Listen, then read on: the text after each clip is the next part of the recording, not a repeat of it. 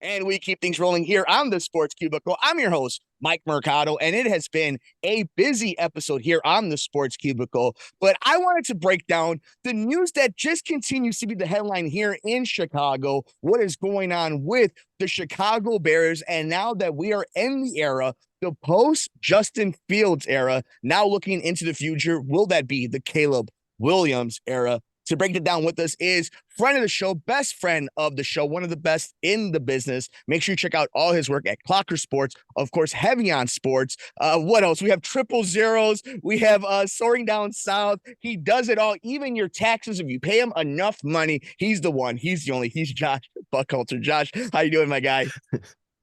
Hey, it's funny you mentioned the tax thing. No, I'm just kidding. Thanks for having me back, man. Always a pleasure to join you. It is an absolute wonderful time to have you on. Not only do we have everything that's going on with the NFL draft, the NBA season is coming to the end in the next few weeks. We have all this Shohei Ohtani stuff going on. It has just been a crazy few weeks in the sports world. Whenever we think there's going to be a lull in the sports world, it seems to pick back up. But I want to get your thoughts on this, Josh. We haven't had a chance to talk on air. We were messaging back and forth. We've talked off mic about the last few weeks, the last few days, specifically with the Bears, starting with DeAndre Swift all the way to Keenan Allen. And then at the points where you're getting a 6th-round pick from the Steelers that could become a 4th-round pick for Justin Fields. A pro day has happened with Caleb Williams. I think it's really interesting, Josh, that the Bears have put themselves, in my eyes, in a position where a number 1 draft pick is coming into a team with a top-tier defense. Very interesting wide receiver duo in Keenan Allen and DJ Moore. A team that won 7 games the year before that. A lot of interesting ways that they have built this team for a number 1 pick.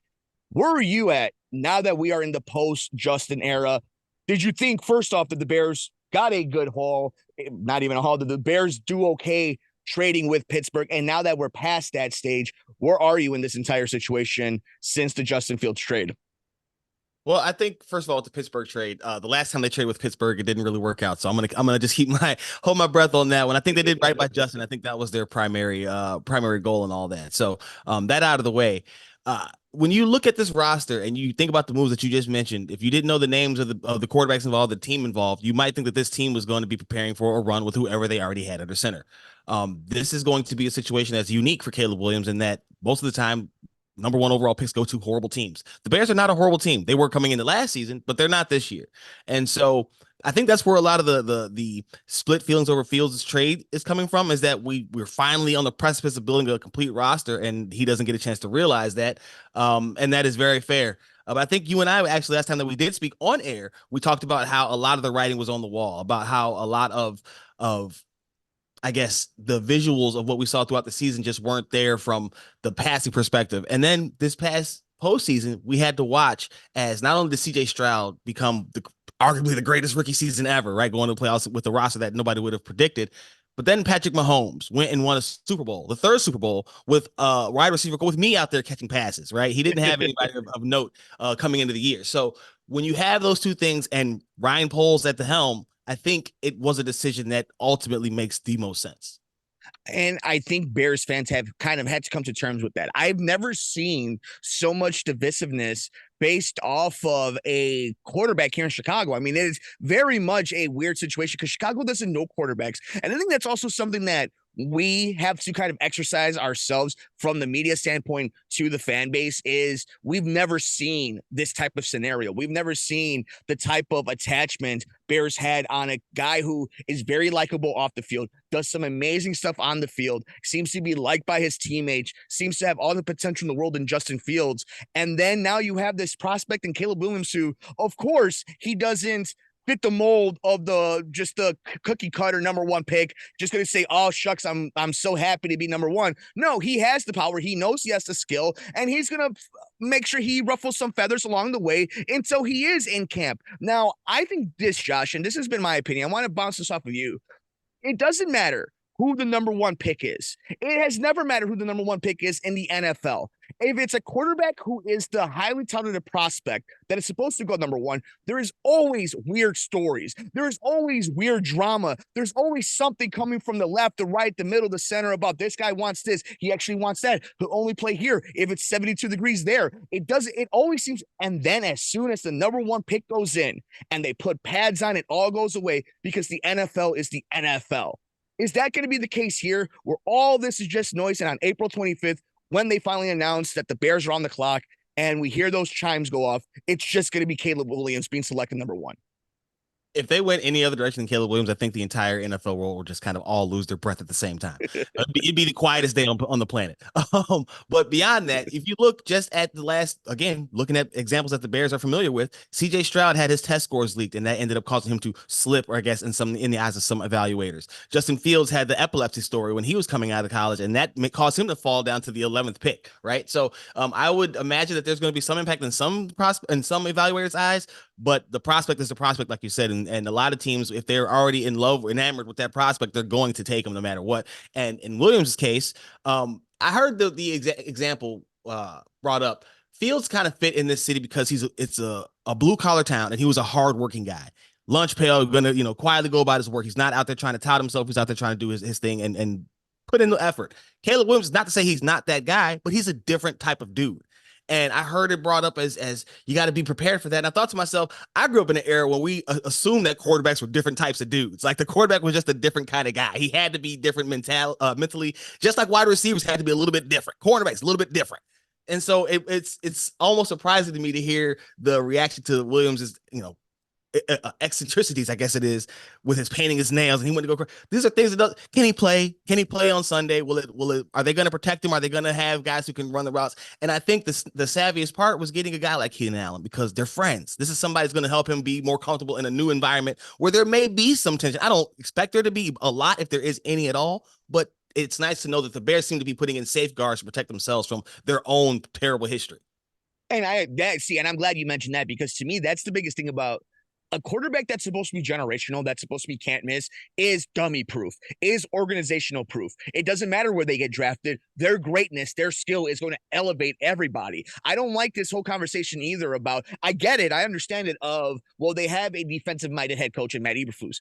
One, for this season, we have to see how it plays out next season. There's no guarantees. But also, if Caleb Williams is that dude, it doesn't matter who the OC is because they're going to elevate talent. Like you just mentioned, they had us out there winning a Super Bowl with Patrick Mahomes.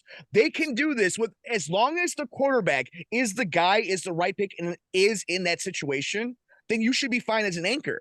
But I think it's really weird that Bears fans are always constantly looking into the future, worrying about these type of things before the pick has even been made yet. And I also want to be fair to Caleb Williams, just like Justin Fields, where it's expectations. And he's going to come into a town, into a team, like you said, with Keenan Allen, DJ Moore. They've brought in some offensive line help. They're going to invest even more with the number 9 pick in this NFL draft. Their defense is top tier. There's expectations to come in as the number 1 pick, a former Heisman winner, and to get from 7 to 10 wins, to win or compete in a NFC North with a depleted Minnesota Vikings team and trying to see how real Detroit is going to be in the following year. How is that going to impact Caleb, having those type of expectations? To me, if he's that dude, it's just going to be another day of greatness for his entire journey. I would say that as Caleb Williams, and I think he's actually said this, but expectations have been his entire life, especially since he started playing football. So I don't think it'll be anything new. And when you talk about maybe it's a different level, so there's a different intensity, that's where having a guy like Keenan Allen in the locker room can help. He's a savvy veteran. He's seen expectations on a young quarterback in Justin Herbert and how they can impact him. He knows the type of things, the signs maybe to look for if it's impacting him negatively in any way. So I don't think it'll have that. I think the biggest thing for him is just going to be proven to the guys that he is that dude, and that's going to come through work. He can't do that outside of or off the football field. That's going to have to come in training camp and in games.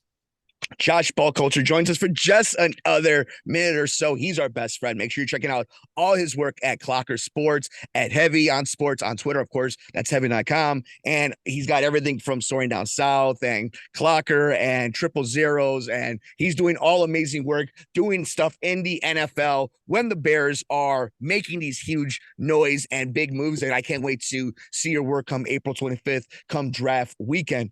But Josh, there's one thing I want to talk about. Not necessarily the Bulls. That goes to show you how crazy the sports news zeitgeist is, where we don't want to talk about the Chicago Bulls. And, let's be honest, we don't want to talk about the Chicago Bulls. Let's talk about them when they're a few games above 500. But Josh, I want to ask you this. It seems to me these news articles that I keep reading, the temperament in sports talk right now is how great ratings are, how great TV deals are, how great everything just seems to be in the sports bubble. It looks like the NBA is really finding themselves in a difficult position. It seems like Adam Silver is in a point right now where his players don't seem happy. They don't seem very much entrusting in him. The Players Association seems to be a big disconnect between a lot of different levels of players in this league. And it seems like there's not as much fanfare as there is. And a lot of things coming out of that All-Star weekend. What are your thoughts? What are your feelings? What are your vibes as you cover the Atlanta Hawks, as you're watching the Chicago Bulls, as you're dissecting the entire NBA, on the vibes from the fan bases, the spectators, and the way we're covering this NBA season specifically? I think that there is a mixture of excitement on the budding stardom that is going on around the league in different cities, but there is a bit of frustration in the level of play. People want to see stars play. We're getting a lot, still having to deal with people, injuries and rest and all that kind of stuff. Now, who's to say which is which? They try to implement the rules to get players to play 65 games and all that kind of stuff. A lot of players, especially when they get older, don't care about the awards, or guys who aren't in the running anyway won't care. So those are always kind of short-sighted. I think the problem that Adam Silver has is that he followed a guy in David Stern who was pretty strong, who was pretty a formidable, I don't want to say opponent, but a formidable rival, right? In these deals with both sides of the league and the players. So he's gotta pick a lane and stick with it, I guess, because he seemed to be a waffler at inopportune moments. And so I don't know what he can do to get it back, because you can't force guys to do what they don't want to do. But you're right. There's a definite disconnect in what the fans want and what they're actually getting from the NBA product on a nightly basis. Let's leave the good folks in Chicago on this.